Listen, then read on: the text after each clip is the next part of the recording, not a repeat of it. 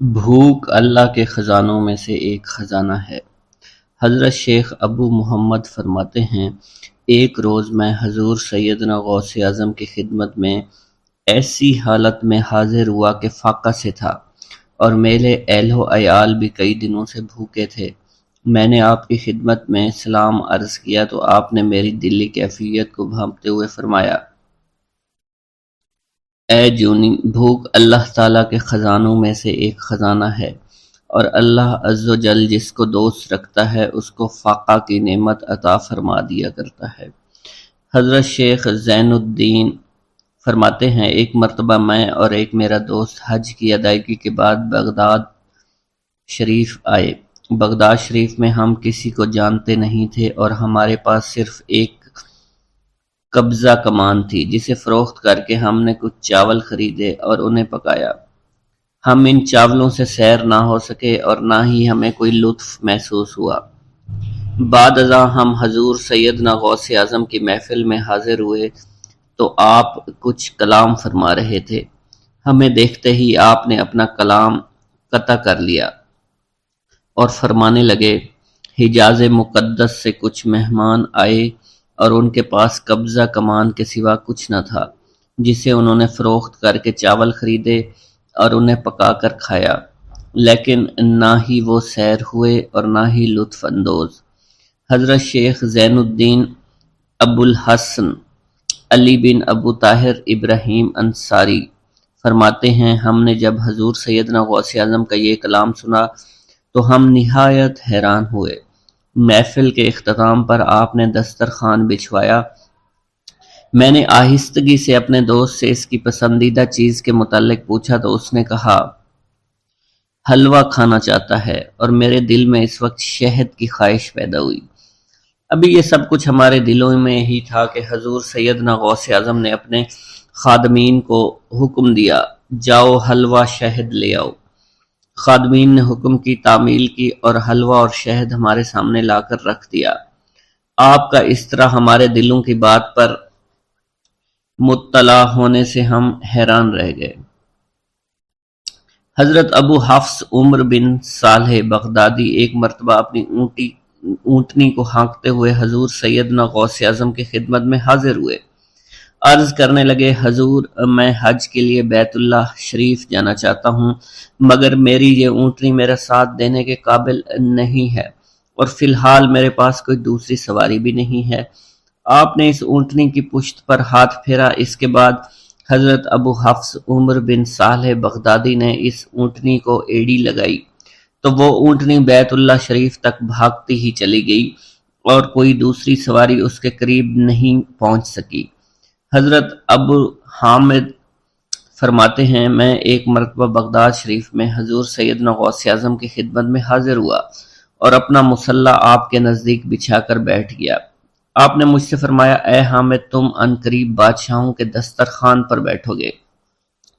چنانچہ جب میں حران واپس پہنچا تو سلطان نور الدین زنگی نے مجھے اپنے پاس رہنے پر مجبور کر دیا اور مجھے اپنا مصاحب خاص مقرر کر دیا اور ناظم اوقاف مقرر فرمایا۔ حضرت شیخ ابو المظفر اسماعیل سے منقول ہے کہ ایک مرتبہ حضرت شیخ الہیتی بیمار ہو گئے۔ حضور سیدنا غوث اعظم ان کی عیادت کے لیے تشریف لائے۔ آپ نے ان کے نزدیک کھجور کے 2 درخت دیکھے جو 4 سال سے خشک تھے اور ان پر پھل نہیں آتا تھا۔ آپ نے ان درختوں کے نیچے بیٹھ کر وضو کیا اور 2 رکعت نماز ادا فرمائی۔ کچھ دن گزرنے کے بعد ان درختوں پر پھل لگ گئے اور وہ دوبارہ سے سرسبز و شاداب ہو گئے۔ جھولی کو میری بھر دو ورنہ کہے گی دنیا، ایسے سخی کا منگتا پھرتا ہے مارا مارا۔ مولانا عبد الرحمن جامی فرماتے ہیں، حضور سیدنا غوث اعظم کا ایک مرید آپ کے ہمراہ مسجد کی جانب جا رہا تھا۔ جمعہ کا دن تھا۔ اس دن کسی بھی شخص نے آپ کو دیکھ کر نہ سلام کیا، نہ ہی کچھ توجہ فرمائی۔ اس مرید کے دل میں خیال آیا کہ پہلے تو آپ جمعہ کی نماز کی ادائیگی کے لیے بڑی مشکل سے لوگوں کے ہجوم میں سے ہوتے ہوئے مسجد کی جانب تشریف لے جایا کرتے تھے، اور آج کوئی شخص بھی آپ کو سلام نہیں کر رہا ہے اور نہ آپ کے نزدیک آ رہا ہے۔ مولانا عبد الرحمن جامی فرماتے ہیں، ابھی یہ خیال اس مرید کے دل میں ہی تھا کہ حضور سیدنا غوث اعظم نے مسکرا کر اس مرید کو دیکھا، پھر لوگوں کا ایک جمع غفیر اکٹھا ہو گیا اور ہر کوئی آپ سے سلام کرنے کا خواہش مند تھا، یہاں تک کہ اس مرید اور آپ کے درمیان ہجوم حائل ہو گیا۔ اس مرید کے دل میں یہ خیال آیا کہ یہ پہلا حال اچھا تھا جب میں اور آپ تنہا تھے۔ مولانا عبد الرحمن جامی فرماتے ہیں، حضور سیدنا غوث اعظم شیخ عبد القادر جیلانی نے ایک مرتبہ پھر اس مرید کی دلی کیفیت کو بھانپتے ہوئے فرمایا، تمہیں معلوم نہیں لوگوں کے دل میری مٹھی میں ہیں، میں انہیں چاہوں تو پھیر دوں، چاہوں تو اپنی جانب متوجہ کر لوں۔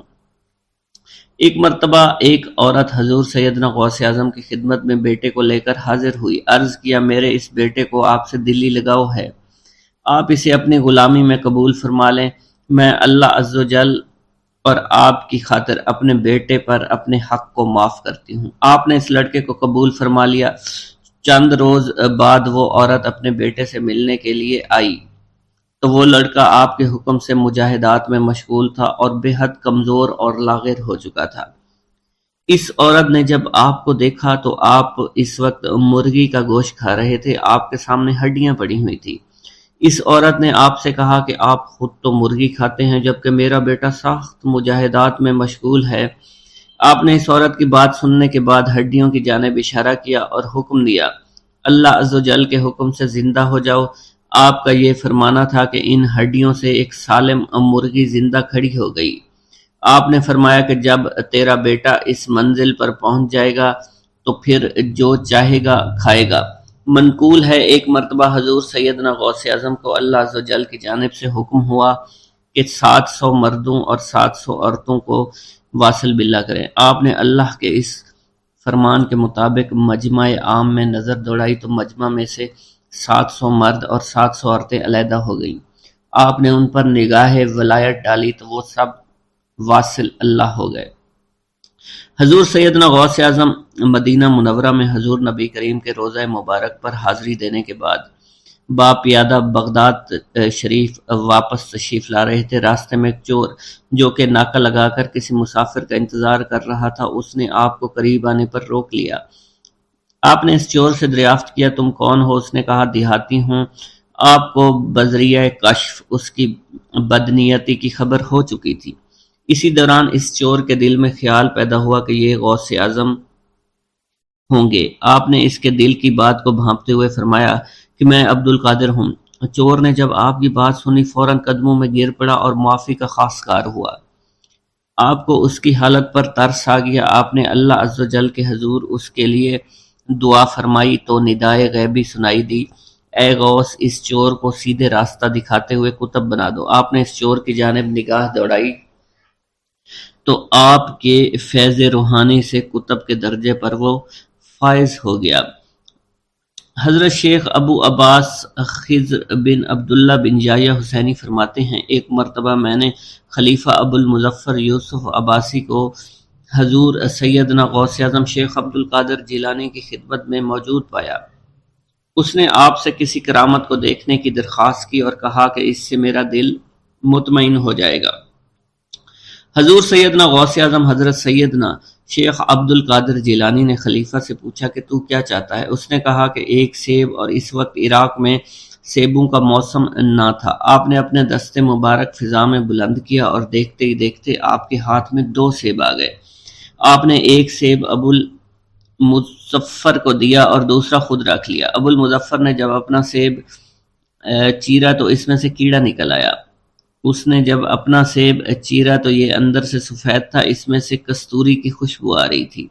ابو المظفر نے وجہ دریافت کی تو آپ نے فرمایا اس سیب میں سے کیڑا اس وجہ سے نکلا کیونکہ اس سیب کو ظالم کا ہاتھ لگا ہوا تھا۔ حضرت شیخ ابو محمد سے مروی ہے، ایک مرتبہ میں حضور سیدنا غوث اعظم کی خدمت میں بغداد شریف حاضر ہوا۔ کچھ دنوں تک آپ کے ہاں قیام پذیر رہا اور روحانی فیوز و برکات سے مالا مال ہوا۔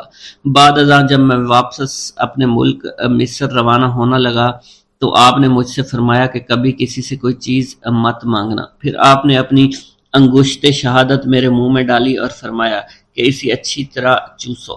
चुनांचे میں نے آپ کے فرمان کے مطابق ایسا ہی کیا۔ جب میں آپ سے اجازت لینے کے بعد واپس اپنے ملک مصر روانہ ہوا تو بغداد شریف سے مصر تک کی طویل مسافت کے دوران مجھے کچھ بھوک محسوس نہیں ہوئی، اور میں جوں جوں آگے بڑھتا رہا اپنے جسم میں توانائی کو پہلے سے زیادہ پاتا۔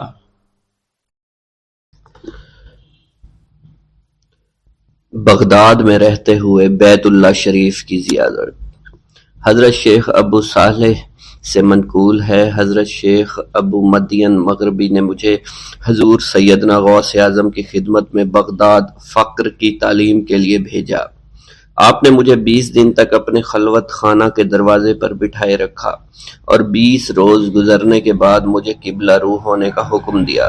جب میں قبلہ رو ہو گیا، آپ نے فرمایا، اے ابو صالح اس طرف دیکھو۔ چنانچہ جب میں نے اس جانب دیکھا، آپ نے فرمایا، کیا دیکھ رہے ہو؟ میں نے عرض کیا، بیت اللہ شریف میری نظروں کے سامنے ہے۔ آپ نے مجھے حکم دیا کہ اب مغرب کی سمت دیکھو۔ میں نے اپنا چہرہ مغرب کی جانب کیا تو آپ نے دریافت فرمایا، کیا دیکھ رہے ہو؟ میں نے عرض کیا، میں اپنے مرشد پاک حضرت ابو مدین کو دیکھ رہا ہوں۔ ایک مرتبہ سنان نامی عیسائی پادری نے غوث اعظم کی محفل میں حاضر ہو کر سلام عرض کیا اور حاضرین میں کھڑے ہو کر بیان دیا کہ میں یمن کا رہنے والا ہوں۔ میں نے ارادہ کیا میں اسلام قبول کروں۔ اسی دوران میرے دل پہ یہ خیال پیدا ہوا کہ میں اس دور کی سب سے بڑی شخصیت کے دست مبارک پر کلمہ پڑھوں۔ اس سوچ کے دوران مجھے نیند آ گئی۔ خواب میں مجھے حضرت سیدنا عیسیٰ علیہ السلام کی زیارت نصیب ہوئی۔ آپ نے مجھ سے ارشاد فرمایا کہ تم بغداد شریف چلے جاؤ اور شیخ عبد القادر جیلانی کے دست حق پر اسلام قبول کرو، کیونکہ اس وقت وہ روئے زمین پر تمام لوگوں میں افضل و اعلیٰ ہیں۔ حضرت شیخ عمر الکیمانی رحمۃ اللہ علیہ سے منقول ہے، ایک مرتبہ حضرت سیدنا غوث اعظم کی خدمت میں 13 لوگ دائرہ اسلام میں داخل ہونے کے لیے حاضر ہوئے۔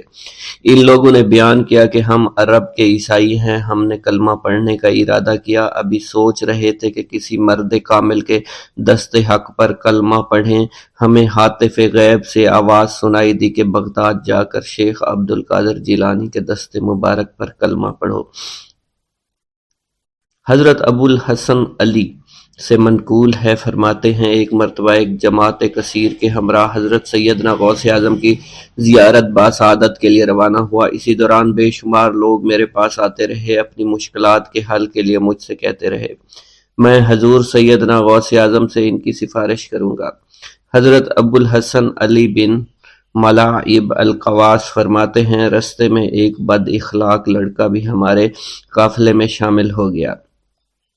مجھے اس کا علم تھا کہ یہ اکثر و بیشتر ناپاک رہتا ہے اور بول و براز کے بعد استنجا بھی نہیں کرتا۔ حسن اتفاق کے حضور سیدنا غوث اعظم سے بھی رستہ میں ملاقات ہو گئی۔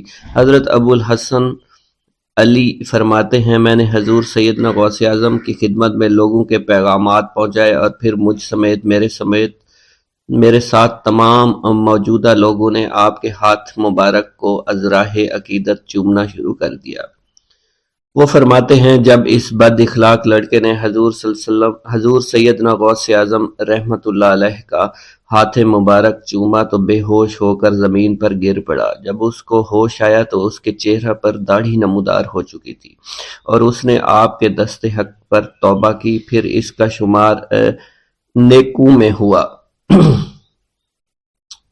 حضرت شیخ زین الدین فرماتے ہیں میں نے حضور سیدنا غوث اعظم سے علم حاصل کیا۔ اللہ عز و جل نے مجھے 1 سال میں اتنا علم دیا کہ دوسروں کو وہ علم 20 سال میں بھی نصیب نہ ہوا ہوگا۔ میں نے آپ سے مصر جانے کی اجازت طلب کی تو آپ نے فرمایا دمشق پہنچ کر غازیوں کو مصر میں داخل ہونے کے لیے تیار پائے گا تاکہ اس پر قابض ہو جائیں، مگر ان سے کہنا وہ ہرگز کامیاب نہیں ہوں گے، ہاں دوسری مرتبہ وہ ضرور کامیاب ہوں گے۔ حضرت شیخ زین الدین فرماتے ہیں جب میں دمشق پہنچا میں نے وہی حال پایا۔ آپ نے بیان فرمایا میں نے ان سے کہا تو وہ نہ رکے۔ جب میں مصر پہنچا میں نے خلیفہ کو ان کو مقابلے کے لیے تیار کیا۔ میں نے خلیفہ سے کہا گھبراؤ نہیں، تم کامیاب ہو جاؤ گے۔ جب غازی مصر پہنچے تو ان کو شکست ہوئی۔ شیخ زین الدین فرماتے ہیں خلیفہ نے مجھے اپنا ندیم خاص مقرر کر دیا اور اپنے ہر راز سے مجھے واقفیت دے دی۔ پھر دوسری مرتبہ غازی آئے، انہوں نے مصر پر قبضہ کر لیا۔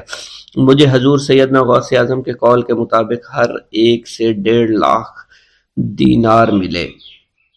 مجھے مصر میں ہر خاص و عام میں مقبولیت حاصل ہو چکی تھی اور بے شمار لوگ میرے وعظ سے مستفیض ہونے لگے تھے۔ حضرت سیدنا غوث اعظم شیخ عبد القادر جیلانی کی خدمت میں ایک عورت حاضر ہوئی، آپ سے دعا کی درخواست کی کہ اس کے ہاں اولاد ہو۔ آپ نے مراقبہ میں جا کر لوح محفوظ کا مشاہدہ کیا تو وہاں لکھا تھا اس عورت کی قسمت میں اولاد نہیں ہے۔ آپ نے اللہ کے حضور اس کے لیے دعا فرمائی، غیب سے ندا آئی اس کے ہاں اولاد نہیں، آپ اس کے حق میں دعا جاری رکھیں، یہاں تک کہ غیب سے آپ کو ندا آئی کہ ہم نے آپ کی دعا کی بدولت اس کو 7 لڑکے عطا فرمائے۔ چنانچہ اس عورت کے ہاں یکے بعد دیگرے 7 لڑکوں کی دعا کی پیدائش ہوئی۔ حضرت شیخ ابو الخیر منقول ہے، فرماتے ہیں میں شیخ ابو حسن اور شیخ خلیل بن احمد اور شیخ ابو عبداللہ کی خدمت میں حاضر تھے۔ آپ نے فرمایا تم سب اپنی اپنی حاجات بیان کرو، میں انشاءاللہ تمہاری حاجات پوری کروں گا۔ شیخ ابو سعود نے کہا کہ میں ترک دنیا اختیار کرنا چاہتا ہوں۔ شیخ ابو قائد نے کہا میں مجاہدی کی قوت چاہتا ہوں۔ شیخ ابوالزاد نے کہا کہ میں خوف الہی چاہتا ہوں۔ شیخ فارسی نے کہا اللہ کے ساتھ میرا ایک حال ہے جسے میں کھو بیٹھا میں چاہتا ہوں کہ میرا وہ حال لوٹ آئے۔ شیخ جمیل نے کہا میں حفظ وقت چاہتا ہوں۔ شیخ عمر نے کہا کہ میں علم کی زیادتی چاہتا ہوں۔ حضرت شیخ ابو الخیر محفوظ فرماتے ہیں حضور سیدنا غوث اعظم نے فرمایا انشاءاللہ تم سب کی حاجات جلدی پوری ہوں گی۔ چنانچہ آپ کا قول پورا ہوا اور تمام لوگوں کی حاجات پوری ہوئی ماں سوائے شیخ خلیل کے، کیونکہ حضرت شیخ خلیل نے قطبیت مانگی تھی جس کا ابھی وقت نہیں آیا تھا۔ حضرت ابو سعود فرماتے ہیں حضرت شیخ حماد دباس کی خدمت میں حاضر ہو کر عرض کیا حضور میں ملک شام کی جانب مال تجارت لے کر جانا چاہتا ہوں اور میرا یہ قافلہ تیار ہے، میرے پاس 700 دینار کا مال ہے۔ حضرت شیخ حماد دباس نے فرمایا اگر تم اس سال سفر کرو گے تو تم سفر میں ہی قتل کر دیے جاؤ گے اور تمہارا تمام مال و اسباب لوٹ لیا جائے گا۔ حضرت حماد عباس کی بات سن کر وہ تاجر حضور سیدنا غوث اعظم کی خدمت میں حاضر ہوا اور حضرت حماد باس کی بات بیان کر دی۔ آپ نے فرمایا کہ تم سفر پر جاؤ، میں تمہارا ضامن ہوں۔ آپ کا فرمان سن کر وہ سامان تجارت لے کر شام پہنچا۔ اپنا تمام مال فروخت کرنے کے بعد وہ تاجر اپنے کسی کام سے حلب گیا، وہاں ایک مقام پر اس نے 1000 دینار رکھ دیا اور حلب میں اپنی قیام گاہ پر واپس آ گیا۔ اس نے خواب میں دیکھا عرب بتوؤں نے ایک قافلہ لوٹا ہے، قافلہ کے کئی آدمیوں کو قتل کیا ہے جس میں وہ شامل ہے۔ اس کے بعد وہ بیدار ہوا، گھبرا کر اس جگہ پہنچا جہاں اس نے 1000 دینار رکھے تھے، اس کے دینار وہیں پر رکھے اس کو مل گئے۔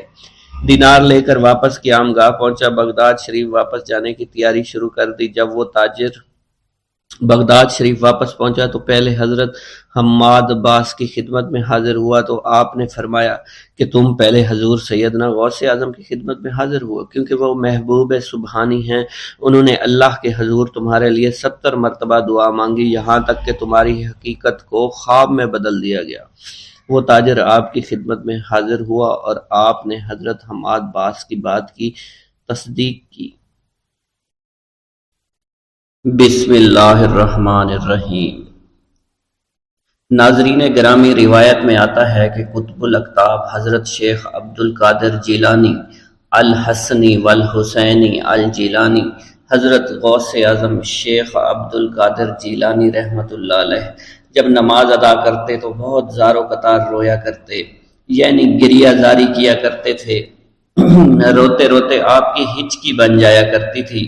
جب آپ رحمت اللہ علیہ مسجد میں اپنے مریدین اور شاگردوں کے ساتھ باجماعت نماز پڑھتے، اللہ پاک کی محبت اور عشق میں اتنے ڈوب کر عبادت کرتے کہ ان کے شاگرد آپ کی رقت آمیزی کو دیکھ کر یعنی رونے کے انداز کو دیکھتے اور کہتے اگر اصل نماز دیکھنی ہے تو غوث پاک کی نماز کو دیکھا جائے۔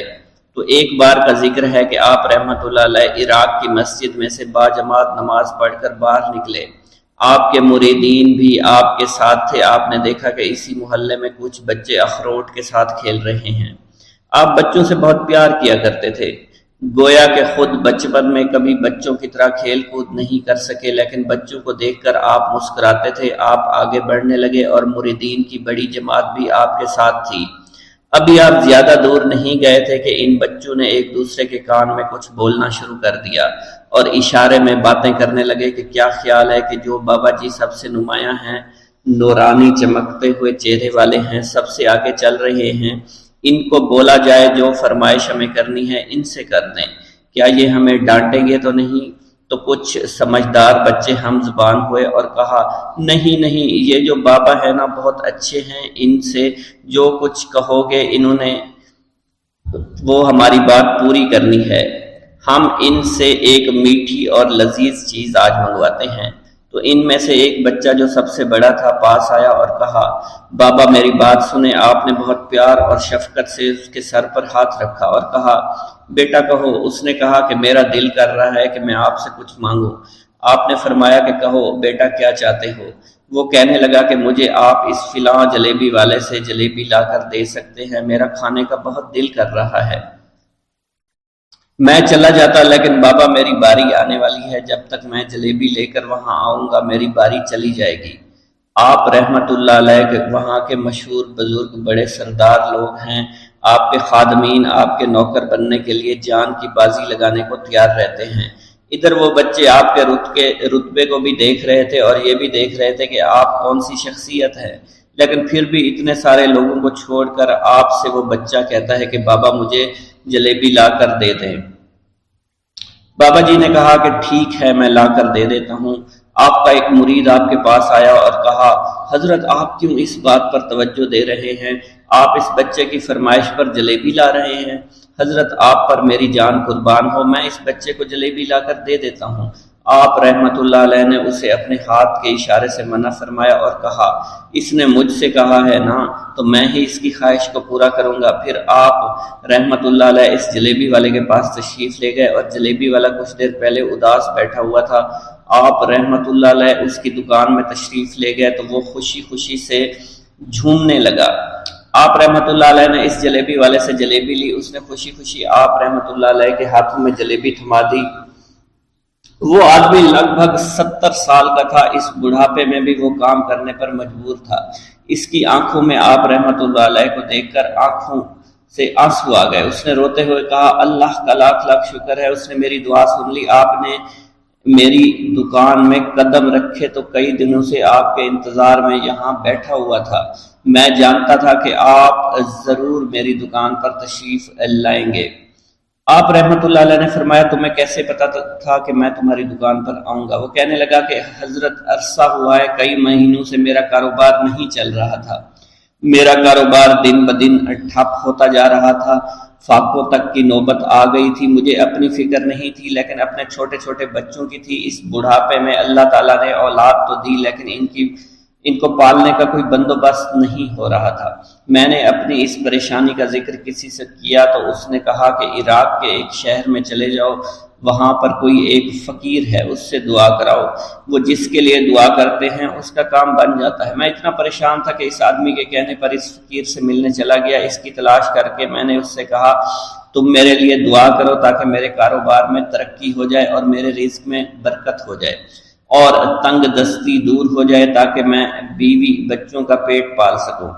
فقیر مجھے دیکھ کر کہنے لگا کہ تم پیرانے پیر غوث اعظم دستگیر رحمت اللہ علیہ کو نہیں جانتے؟ میں نے کہا میں نہیں جانتا۔ وہ کہنے لگا حیرت ہے کہ تمہیں یہ پتہ نہیں کہ تم ان کو جانتے ہی نہیں کہ ولیوں کے سردار ہیں۔ میں تو بہت چھوٹا سا فقیر ہوں، میری دعاؤں میں اتنا اثر نہیں کہ وہ غوث اعظم رحمت اللہ علیہ ہیں، جس کے لیے بھی دعا کریں اس کا بیڑا پار ہو جایا کرتا ہے، اور جب اس دور میں غوث پاک رحمت اللہ علیہ خود موجود ہے تو پھر ہمارا کیا مقام ہوگا ان کی دعا کے آگے؟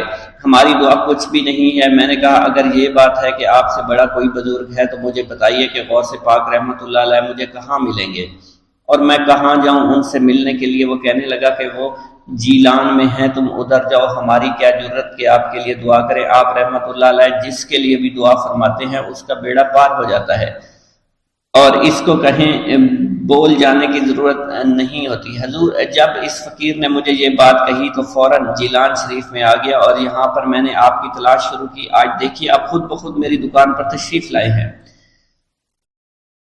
اب دیکھیے کہ آپ کے آنے سے کیسا نور میری دکان میں آ گیا ہے۔ حضور میرے حق میں دعا فرما دیجئے، اللہ پاک میری زندگی کو آسانیاں عطا فرمائے۔ مجھے اپنی بیوی اور بچوں کی بہت فکر ہے۔ آپ رحمۃ اللہ علیہ نے فرمایا پریشان ہونے کی ضرورت نہیں، اللہ تعالیٰ سب معاملات ٹھیک فرما دے گا۔ یہ کہہ کر آپ تشریف لے گئے، اس بچے کے پاس آئے اور اس کے ہاتھ میں جلیبی تھما دی۔ ابھی وہاں سے جانے والے تھے، دوسرا بچہ آیا، اس نے کہا کہ بابا آپ نے اسے تو جلیبی لا کر دی ہے، مجھے بھی لا کر دیں۔ آپ نے اس سے بھی تسلی دی اور کہا میں تمہیں بھی جلیبی لا کر دے دیتا ہوں بیٹا۔ یہ دیکھ کر مریدین بہت غصہ ہونے لگے اور کہا کہ حضور ہم اس بچے کو جلیبی لا کر دے دیتے ہیں، آپ کیوں زحمت کرتے ہیں؟ لیکن آپ نے فرمایا نہیں، یہ بچے مجھ سے کہہ رہے ہیں نا، میں ان کا نہیں ٹال سکتا۔ حضور آپ بہت مصروف شخصیت ہے، کیوں ان چھوٹے بچوں کی باتیں سن رہے ہیں؟ آپ نے ہاتھ کے اشارے سے انہیں روکا اور فرمایا اللہ تعالیٰ نے ہمیں جس کام کے لیے چنا ہے بس وہ کام ہی ہم کر رہے ہیں، تم لوگ اللہ پاک کی حکمت کو نہیں سمجھ رہے۔ پھر آپ جتنی بار وہ بچے آپ کو بھیجتے رہے، آپ رحمۃ اللہ علیہ ان کے لیے جلیبیاں لاتے رہے، حتیٰ کہ آخری بچے کو بھی آپ نے جلیبی لا کر دے دی اور وہ مزے سے کھانے لگے۔ جلیبی کھانے کے بعد وہ آپ کو دعائیں کرنے لگے اور کہا آپ بہت اچھے انسان ہیں، جیسا کہ آپ کے بارے میں ہم نے سنا تھا آپ ویسے ہی ہیں، آپ اخلاق کے بہت عمدہ ہیں، آپ کی سخاوت کے بارے میں ہم نے جتنا سن رکھا تھا آپ اتنے ہی سخی ہیں، ہم آپ سے بہت خوش ہوئے۔ آپ رحمۃ اللہ علیہ مسکرائے، بچوں کی خوشی دیکھ کر آپ کو دلی اطمینان ملا۔ اب ایک اور نماز کا وقت ہو رہا تھا، آپ نے مریدین سے کہا کہ چلو نماز پڑھنے کے لیے مسجد میں چلتے ہیں۔ وہ سب مل کر مسجد میں چلے گئے اور اللہ کی عبادت میں مصروف ہو گئے۔ بسم اللہ الرحمن الرحیم۔ حضور سیدنا غوث العظم حضرت سیدنا عبد القادر جیلانی رحمۃ اللہ علیہ فرماتے ہیں کہ احوال کے مشاہدہ اور کشف کے وقت اولیاء اللہ پر افعال خداوندی میں سے ایسی ایسی چیزوں کا ظہور ہوتا ہے جو عقلوں کو سلب کر لیتی ہے اور عادات و رسوم کو بکھیڑ دیتی ہے۔ حضور سیدنا غوث اعظم فرماتے ہیں کہ افعال خداوندی دو اقسام میں منقسم ہیں، نمبر 1 جلال، نمبر 2 جمال۔ اللہ رب العزت اولیاء اللہ کے قلوب پر اپنی دونوں صفات کے ساتھ تجلی فرماتا ہے، جلال اس کا قہر ہے اور جمال اس کی رحمت ہے۔ مشاہدہ اور کشف کے بعد اولیاء اللہ دور سے دیکھتے اور سنتے ہیں، انبیاء کرام کی ارواح کی زیارت نصیب ہوتی ہے، ملائکہ اور انبیاء سے کلام کی سعادت حاصل ہوتی ہے، اور یہ سب امور عقل اور عادات و رسوم کے خلاف ہیں۔ جس وقت اللہ کی تجلی قلوب پر ظاہر ہوتی ہے تو اس وقت قلوب میں سرور طاری ہو جاتا ہے۔ اللہ عز و جل ان کے ساتھ بہترین کلام فرماتا ہے، ان کو مختلف انواع و منازل کی بشارت دیتا ہے اور انہیں وہ منازل نصیب ہوتی ہیں کیونکہ ابتدا سے ہی قلم نے ان چیزوں کو ان کے حق میں لکھ دیا ہے۔ اولیاء اللہ کے لیے عظمت اور جلال خوف کر دینے والا ڈر ہے اور قلب پر ایسا غلبہ لاتا ہے جس کا اثر بدن کے اعضاء پر بھی ظاہر ہوتا ہے۔ حضور نبی کریم صلی اللہ علیہ وسلم سے مروی ہے، خوف شدید کے باعث نماز کے دوران میں آپ کے سینہ مبارک سے ہانڈی کے ابلنے جیسی آواز سنی جاتی تھی، کیونکہ نماز میں آپ کو اللہ عز و جل کا جلال نظر آتا تھا اور آپ پر عظمت الہیہ کا انکشاف ہوتا تھا۔ اللہ عز و جل کے مشاہدہ کے وقت اولیاء اللہ کو جو بشارتیں ہوتی ہیں وہ حقیقت میں ان پر فضل طاری ہوتا ہے اور فضل خداوندی کا ظہور ہو رہا ہوتا ہے۔ جب تک سالک اپنی ہستی میں فانی نہیں ہوتا، ذات حق کے ساتھ باقی نہیں ہو سکتا۔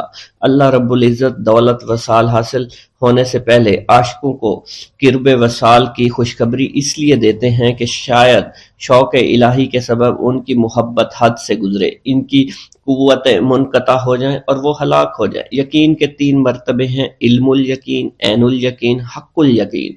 علم الیقین کے مرتبہ پر فائز ہونے پر سالک کو اس راز کا علم ہو جاتا ہے کہ محبوب حقیقی عالم کی صورت میں جلوہ نما ہے، اور حضور نبی کریم صلی اللہ علیہ وآلہ وسلم اس شاہد لم یزلی کے لیے مرت نامہ ہے۔ پھر جب سالک ترقی کی منازل طے کرتا ہے تو وہ عین الیقین کے مرتبہ پر فائز ہو جاتا ہے، جس سے مراد یہ ہے کہ محبوب حقیقی حضور نبی کریم کی زیارت سے مشرف ہونے لگتا ہے اور اس کا یقین وحدت الوجود پر پختہ ہو جاتا ہے، اور پھر اسے بیداری میں بھی حضور نبی کریم کی حضوری کی سعادت نصیب ہوتی ہے۔ پھر سالک عین الیقین کی منازل طے کر کے حق الیقین کی منازل پر فائز ہوتا ہے اور اس کے قلب پر حقیقت محمد صلی اللہ علیہ وسلم کا ظہور ہوتا ہے۔ حضور سیدنا غوث اعظم حضرت سیدنا عبد القادر جیلانی رحمۃ اللہ علیہ فرماتے ہیں، اے سالک، تیرا حقیقی مقصد صرف اللہ ہے، یعنی تو اس جہان فانی میں صرف معرفت الہی کا شکار کھیلنے کے لیے آیا ہے، کیونکہ ارشاد باری تعالیٰ ہے پس اللہ کی طرف دوڑو۔ سالک کے لیے اس کا مقصود نہ آخرت ہے نہ دنیا، بلکہ اس کا مقصود صرف اور صرف اللہ عز و جل ہے اور نفس ہے، یعنی سالک اور اللہ کے درمیان حجاب نفس ہے۔ نفس سے مراد نفسانی خواہش ہیں، اور جب انسان اللہ عز و جل اور حضور نبی کریم کی اطاعت چھوڑ کر دنیاوی لذات شہوات میں مشغول ہو جاتا ہے تو اللہ عز و جل اس سے دور ہو جاتے ہیں۔ انسان دو چیزوں کا مجموعہ ہے، بدن اور روح۔ اگر نفس کو غذا دی جائے تو بدن موٹا ہو جاتا ہے اور روح لاغر ہو جاتی ہے، اگر روح کو غذا دی جائے اور نفس کے ساتھ مجاہدہ کیا جائے تو اس سے روح موٹی تازی ہو جاتی ہے اور جسم لاغر ہو جاتا ہے۔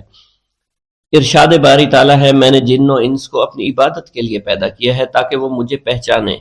نفس اللہ کی ضد ہے اور اس کا دشمن ہے، یعنی وہ شخص جو اپنی نفسانی خواہش کی پیروی کرتا ہے وہ اللہ کے حکم کی عدولی کر رہا ہوتا ہے۔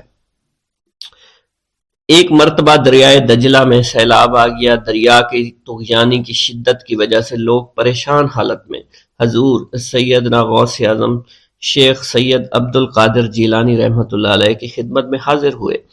آپ نے اپنا عصائے مبارک پکڑا ہوا تھا اور دریائے دجلہ کے کنارے پہنچ کر عصائے مبارک کو زمین میں گاڑ دیا اور فرمایا، اے دریا بس رک جا۔ آپ کا فرمانا تھا کہ دریا کی طغیانی کم ہو گئی۔ حضرت شیخ عبد الجبائی سے منقول ہے، میری ملاقات ہمدان میں ایک شخص طریف سے ہوئی۔ یہ شخص دمشق کا رہائشی تھا۔ اس نے مجھے بتایا دوران سفر میری ملاقات بشر المفرزی سے ہوئی جو 14 اونٹوں پر شکر لادے ہوئے تھے۔ انہوں نے مجھے بتایا کہ دوران سفر میرا گزر ایک جنگل سے ہوا، رات کا وقت تھا، میرے پاس 4 اونٹ اس جنگل میں گم ہو گئے۔ میں نے ان کو بہت تلاش کیا لیکن کامیاب نہ ہوا، یہاں تک کہ صبح ہو گئی۔ میں نے پریشانی کے عالم میں حضور سیدنا غوث الاعظم حضرت سیدنا عبد القادر جیلانی کو پکارا، کیونکہ آپ نے دوران واز ایک مرتبہ فرمایا تھا کہ جب بھی کوئی مشکل درپیش ہو تو مجھے پکارو۔ چنانچہ میں آپ کو پکارنے لگا۔ اس دوران مجھے ایک ٹیلے پر ایک شخص دکھائی دیا جس نے سفید لباس زیب تن کر رکھا تھا۔ اس شخص نے مجھے ہاتھ سے ایک جانب اشارہ کیا۔ جب میں ٹیلے کے نزدیک پہنچا تو وہ شخص غائب ہو چکا تھا۔ جب میں نے اس شخص کی بتائی ہوئی سمت میں نظر دوڑائی تو مجھے اپنے 4 اونٹ ماں سامان کے نظر آ گئے جنہیں میں ہانک کر لے آیا۔ گرا ہے بلاؤں میں بندہ تمہارا، مدد کے لیے آؤ یا غوث اعظم۔ مریدوں کو خطرہ نہیں بحر غم سے کہ بیڑے کے ہیں ناخدا غوث اعظم۔ حضور سیدنا غوث اعظم شیخ عبد القادر جیلانی کی ایک عورت مرید تھی جس پر ایک فاسق بدبخت عاشق ہو گیا۔ ایک دن وہ عورت رفع حاجت کے لیے نزدیک پہاڑ کے غار میں گئی تو اس فاسق بدبخت کو خبر ہو گئی۔ اس بدبخت نے غار میں جا کر عورت کو پکڑ لیا اور عزت لوٹنے کی کوشش کرنے لگا۔ اس عورت نے بآواز بلند شیخ عبد القادر جیلانی کو مدد کے لیے پکارا۔ آپ اس وقت مدرسہ میں وضو فرما رہے تھے۔ آپ نے اپنی کھڑاؤں کو اس غار کی سمت میں پھینکا۔ وہ کھڑائیں اس فاسق کے سر پر لگنا شروع ہو گئیں جس سے وہ بدبخت ہلاک ہو گیا۔ وہ عورت آپ کی کھڑائیں لے کر آپ کی خدمت میں حاضر ہوئی اور حاضرین محفل کے سامنے سارا ماجرا بیان کر دیا۔ میرا یہ قدم تمام اولیاء کرام کی گردن پر ہے۔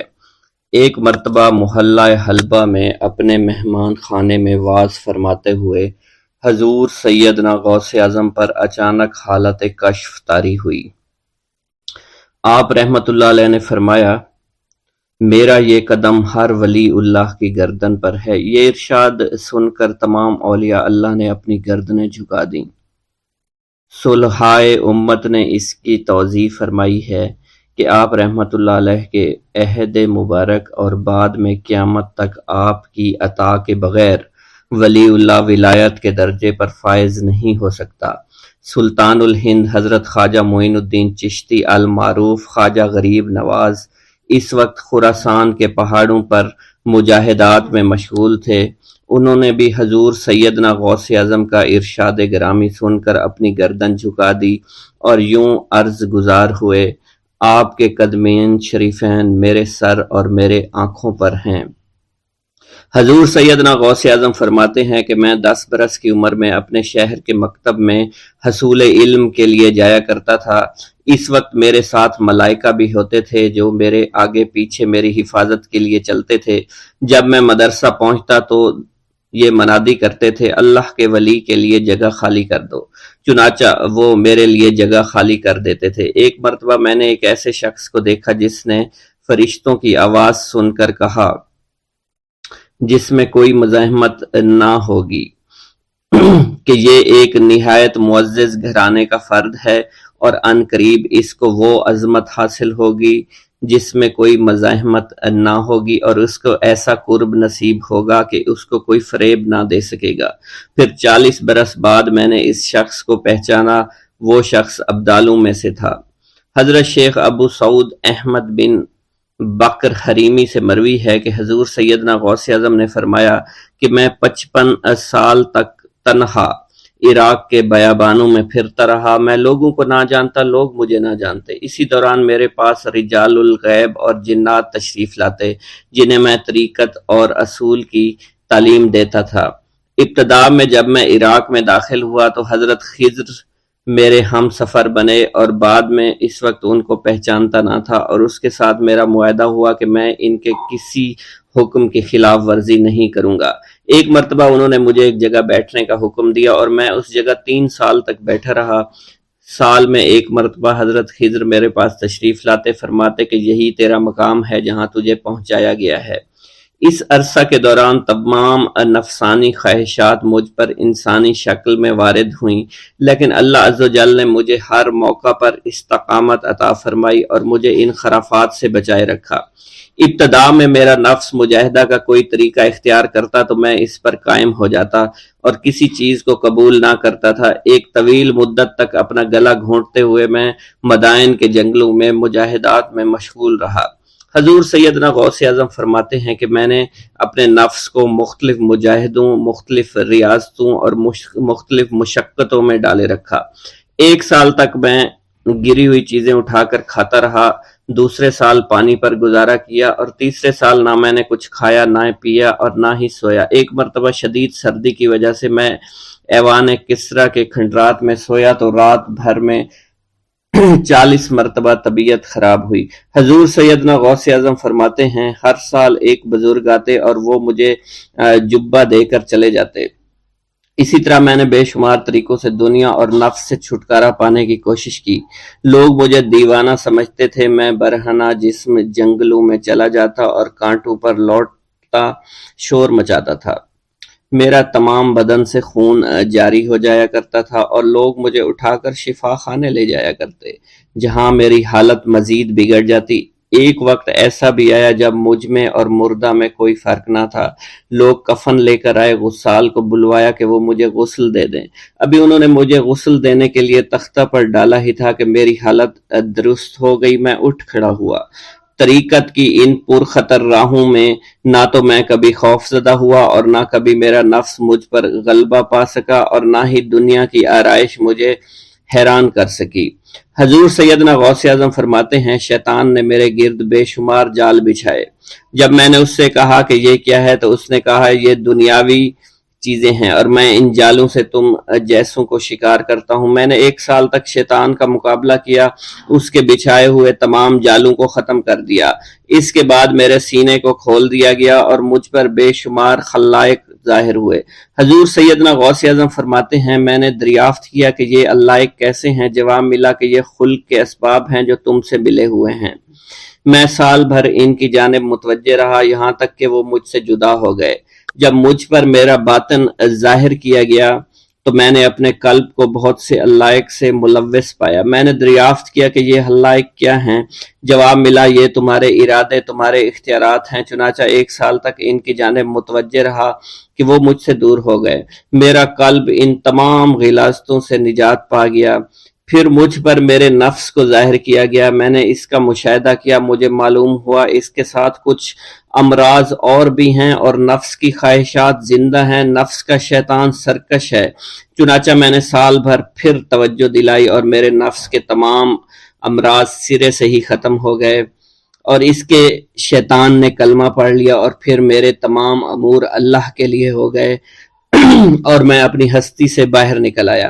حضور سیدنا غوث اعظم فرماتے ہیں، پھر میں توکل کے دروازے پر آیا تاکہ میرا مقصد پورا ہو، لیکن جب میں نے توکل کے دروازے پر پہنچا تو بے شمار لوگ موجود تھے۔ میں اس ہجوم کو چیرتا ہوا آگے بڑھا اور شکر کے دروازے پر پہنچ گیا، یہاں پر بھی لوگوں کا جمع غفیر موجود تھا، اسے بھی چیرتا ہوا آگے بڑھا اور مشاہدہ کے دروازے پر پہنچ گیا اور یہاں پر موجود ہجوم کو چیرتا ہوا اندر داخل ہوا، حتیٰ کہ سب سے آخر میں مجھے فقر کے دروازے پر لایا گیا۔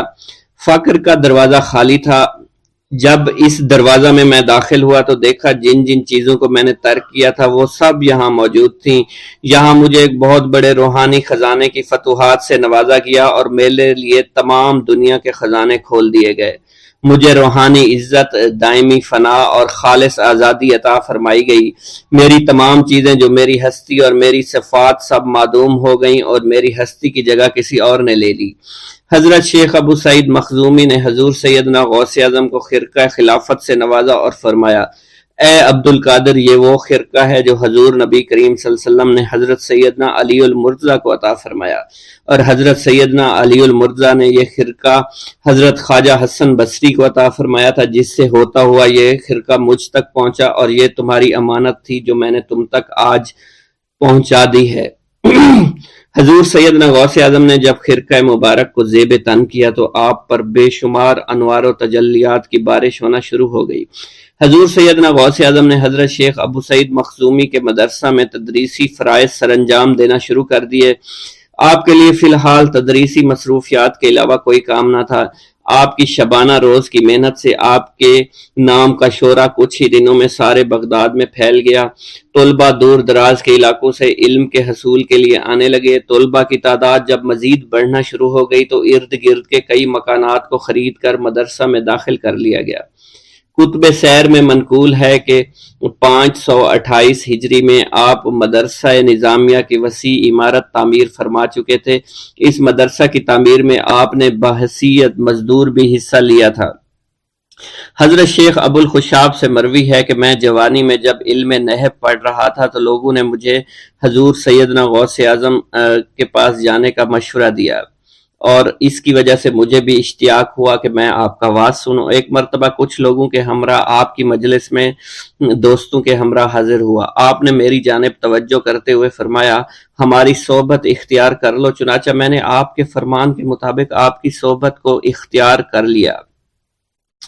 آپ نے مجھے علم نحو کے علاوہ علوم عقلیہ اور تقلد حاصل کیے جس سے مجھے کوئی واقفیت پہلے نہیں تھی۔ 1 سال کے عرصہ میں آپ کی نظر کرم سے میں نے وہ علوم حاصل کر لیے جو گزشتہ اتنی عمر گزارنے کے باوجود بھی مجھے حاصل نہیں ہوئے تھے۔ منقول ہے حضرت شیخ بقا بن بطو، شیخ علی بن ہیتی اور شیخ کیلوی جب حضور سیدنا غوث اعظم کے مدرسہ میں آتے تو جھاڑو دیا کرتے تھے اور چھڑکاؤ کرتے تھے، لیکن آپ کی اجازت کے بغیر کبھی اندر داخل نہ ہوتے تھے۔ اجازت ملنے کے بعد آپ حضرات اندر داخل ہوتے اور اجازت ملنے پر ہی بیٹھتے تھے۔ آپ سے امان طلب کرتے اور امان مل جانے کے بعد مؤدب ہو کر بیٹھ جاتے۔ جس وقت آپ کہیں جانے کا ارادہ کرتے تو یہ حضرات سواری کے ہمراہ چلتے۔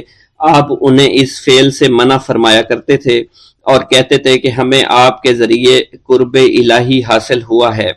حضرت شیخ محمد قائل الادنیٰ سے مروی ہے کہ ایک مرتبہ حضور سیدنا غوث اعظم سے دریافت کیا گیا کہ آپ کی بزرگی اور عظمت کا راز کیا ہے۔ آپ نے فرمایا کہ میں کبھی جھوٹ نہیں بولتا اور کبھی کسی سے کذب بیانی نہیں کرتا۔